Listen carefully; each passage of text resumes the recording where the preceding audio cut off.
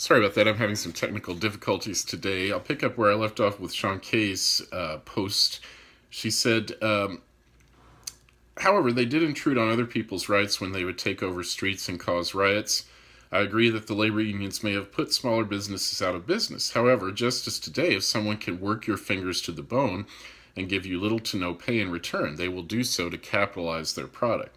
If there was never a minimum wage put in place, there would be people working for little to nothing.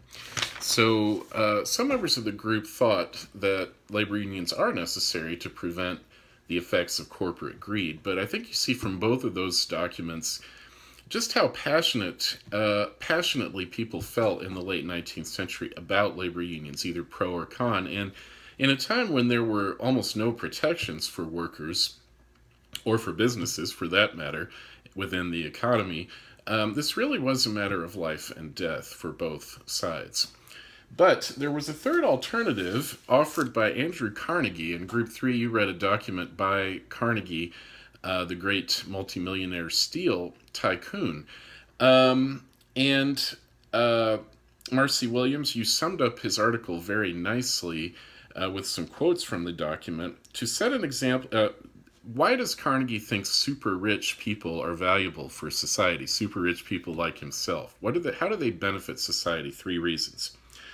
First, to set an example of modest, unostentatious living, shunning display or extravagance.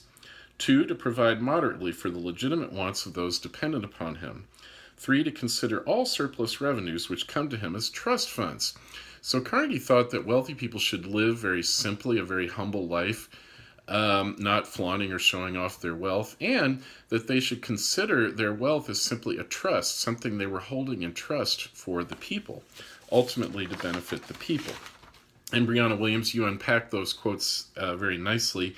One of Carnegie's reasons why it is good for some people to be super rich is that those people can act as the trustee and agent for someone poor.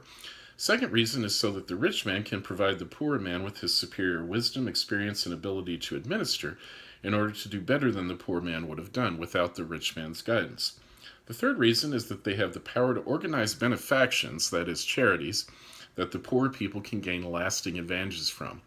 And you really have to give Carnegie credit. He really put his money where his mouth was, and in fact, during his lifetime, gave away nearly all of his immense wealth. And Carnegie's approach to charity was not to simply give handouts, but to create institutions and communities so as to uplift people permanently. And there were a lot of communities in the United States that had a Carnegie Library, a Carnegie Park, or a Carnegie School, including Albany, Georgia, by the way.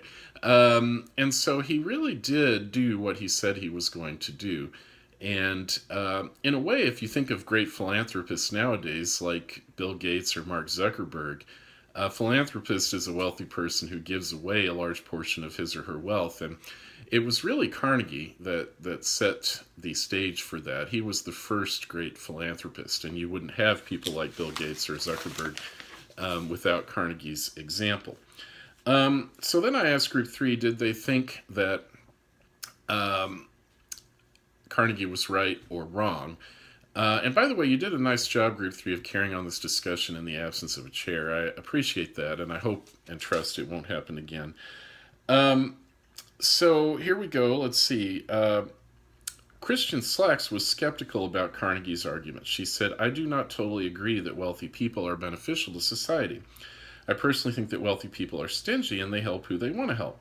If wealthy people were so beneficial, then the unemployment rate would possibly be lower.